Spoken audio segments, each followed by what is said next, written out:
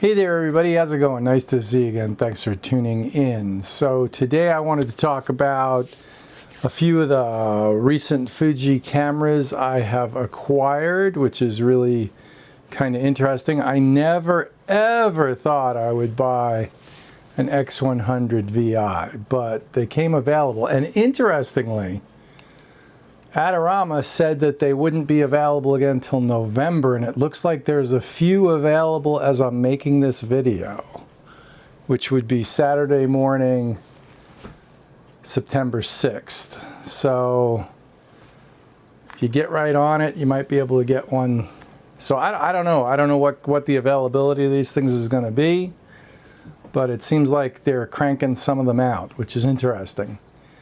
So if I could rate my Fuji cameras in terms of totally subjective build quality, professional build quality, I'm not talking about user interface, I'm just talking about you get the camera in your hand, how solid does it feel, how professional does it feel, and I've handled a lot of professional cameras over the course of my long and storied photography adventure.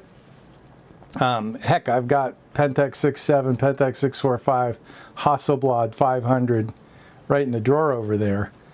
And I don't know why I'm doing like this, because where I store all my cameras is over there. By the way, what I got for that is a Harbor Freight toolbox. 350 bucks, it's really solid. It took a hand truck to get it in here. And it works absolutely spectacularly for a photography storage work space thing. Keeps the dust off your cameras, and you can lock it. Well, I don't know how secure the lock is, but whatever. I should do a video about that, because that thing's really improved my life in terms of locking up my cameras. But anyway, and organizing all my stuff. Anyway, so yeah, I know what a professional camera historically feels like, and so I got a pretty, most people, you put something in their hands, they can tell, well, this is quality or it isn't, right? So so if I could rate my current Fuji stable, which is really ballooned, and I don't know why. I do know why. I really enjoy Fuji cameras. So the most professional feeling camera that Fuji makes, surprisingly, is the only one I own that's made in China still. And that would be the XH2. Like, that camera just feels solid, and the shutter and everything, and the way it works, it just, the speed, and I use it for video mostly, but in terms of a solid, robust camera, the XH2 for me would be the one, and of course the XH2S is the same body, so same thing. The next camera down, surprisingly, is the, not this one, surprisingly, is the X-E5, which kind of blows me away. I didn't really expect it to be so well built. But the X-E5 is, I think the X-E5 is built better than the X-T. Well, I don't know. They're real close, okay, but I think the X-E5 gets the nod. Maybe just because it's more compact, it feels more solid. But yeah, these are really close, but I still got to give the nod to the X-E5. I think it's built just feels a little bit more substantial. The X-T5 and the X-T series in general has always felt a little hollow to me, but whatever. The X-Pro series for sure always felt like there was a lot of space on the inside. That they, anyway. Below that is actually this camera, the X100VI. They're all really close. They're all pretty solid feeling, but if you forced me to pick like which is the most solid, which is the least solid of the ones that I've got, definitely the X100VI is a little bit. And then the next level below that, I don't have the camera anymore, is the XS20. I replaced it with the XH2 because I just really like the XH2. And if you're going back to Fuji, you just might as well have what you like. So I am well pleased with all my Fuji cameras right now. I'm not sure what Fuji, the only camera in the future that might tempt me, famous last words, that Fuji could make would be a decent X Pro TNG, the next generation, because I don't think they're going to call it the 4. I'm pretty sure they're going to call it maybe the 6. If the X Pro, you know, I think the X Pro series is kind of on the back burner. I think they felt that they got a little bit of burnt with the X Pro 3.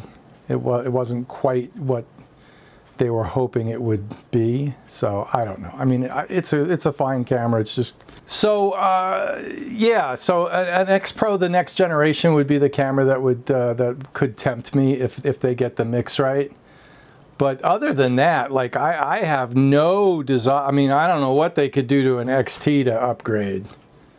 Okay, I mean the X-T5, as far as I'm concerned, is a finished camera. It's great. And to a certain extent, the X-E5. Like, you know, with the XT, the only thing that I might want them to, well, I don't know. I mean, but then it's becoming an XH2, right? I mean, I'd love it if all the cameras are on the same level in terms of professionalism, in the sense that, like, all the cameras should be the flagship. The XT series used to be the flagship. It used to have a battery drive. Now you have to go to the XH to get that. And the XT, I wish it had the CF Express Type B card. Like, that's one thing Fuji could do, is kind of standardize on their flagship cameras. I think they're tiering their cameras now, where like the XT series is below the XH series, and yeah, I get that, but some of us like the XT series for stills. You know, the XH is a much better hybrid, but they're all really good, so what can I tell you, you know. Honestly though, the X-E5 has really grown on me, and the only things, like, I don't know if they could have put the bigger battery in it, but I would have loved it. I would love an X-E5 with the, all they need to do is the bigger battery if they could shoehorn it in there, but don't make the camera bigger if you can't, right? Stick with what you got. And the other thing is the screen resolution could have been higher on paper. It works fine in reality. And WR, weather resistance. If this was a weather resistant camera, this would probably be all I would need. So, and it's a shame because the X100VI is weather resistant, and when you put the filter thing on the front. So you get the adapter and you put a filter on the front of the lens, and it's WR. That's what I understand. But so now, in terms of the X100VI versus the X-E5, you know, the X100VI makes a great fashion accessory, and it's the camera I bring when I'm not bringing a camera at all. All right. And the other thing that's interesting is the camera kind of dictates the bag that I put it in. And what I mean by that is the X100VI, when I'm not bringing a camera at all, I'm going to Walmart or wherever I'm shopping or whatever, you know, and I really don't, but I want to bring a camera but not bring a camera kind of a thing, that's where the X100VI fits in. And it fits in my... If it's in my Domke F, whatever this bag is, I think it's the 802 or 803. The 80, one of them's a little bit bigger, and it's the one that doesn't take the laptop. And I've had this bag for a long time, and I really enjoyed it as an everyday carry bag. I used to put, and I can still put, like an X-E5 with the Fujicrons in there, or even that new 16 to 50. But it works really well with the X100VI. I'm grabbing all this crap. And it works really well with the X100VI, and the rest of the space is for all the stuff that I carry daily, you know, my little note planner thing, which is right there. See, it goes in the back there. And spare batteries, and I got some space. I could, you know, so anyway. Now for my X-E5, I use my Domke F6 bag, and I like working out of that. And so the X-E5 comes with me when I'm not really doing photography, like if I have a band gig in Boise kind of a thing, but I want to bring more than just a 35mm fixed lens camera. So that's the limitations of the X100VI. It's a fixed lens camera, which, you know, it's 35mm equivalent, 23mm f2. And I got that Hogue filter, not filter, lens hood thing for it, which the cap fits on, which is kind of cool. It's not exactly solid, but it's a place to store the cap. It sort of works. They say, you know, it's designed for that, but it's not really. It's kind of, I mean, it goes on, but don't put it, yeah, whatever. And so the X-E5 with the Fujicons goes in the F6 bag, which is really tiny. It looks big on the thing there, but it's a small bag and it's really unobtrusive. And I also have the DJI Action 5 in there, the Action 5 Pro, which, you know, with the X-E5 and a couple of zooms, or the Fujicons and the Action 5 Pro, like, I could do videos and do photography. I mean, it's everything I would need, you know. Now, if I was taking a trip, big photo trip, like I'm headed off to the coast here in a couple of weekends, and doing a photo trip, well, that's different. I'm going to bring the X-T5s and the zooms and the X-H2 for video, etc., that kind of a thing. So, yeah. So there it is. Hopefully that helps somebody in terms of kind of quantifying where these cameras are. It really comes down to the better camera, in my opinion, is the X-E5 over the X100VI or 6. But the X100VI is what it is. It's kind of difficult now that the X100 series has gone viral, because when you factor in the idea that they're hard to come by and it's kind of a collector's thing, you know, there's that to it. There's the value that they cost more used than they are new. It's kind of weird. It's kind of hard. I mean, I enjoy having it, and don't get me wrong. Okay, now having said all that, it is a pleasure to shoot with. You know, when you're sitting in your room and you're contemplating the day's activities, and you say to yourself, well, you know, I just 23mm lens, I don't know, I need more than that, blah, blah, blah, okay, yeah, and so you end up taking all this crap with you. But if you do happen to get out the door, if you don't overthink it, you do get out the door with the X100VI, and that's all you've got, it's a pleasure to shoot with. It's like, you just start clicking away.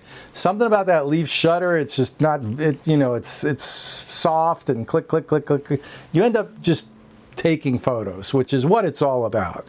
And so for that, I have to give the X100VI like total respect, because when you actually do start using it, it's really, I think because it's so unobtrusive, it's really fun to just take photos, which is, that's kind of really, I think that's why this camera sells so well, and it's developed such a cult following, because it's just so much fun to use.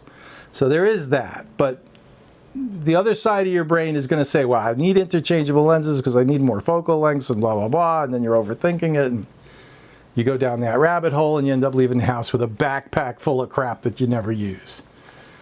So, all right, the weather is finally changing. I know I've been banging on about this for 6 weeks, but it's been summer is rough. It just really is.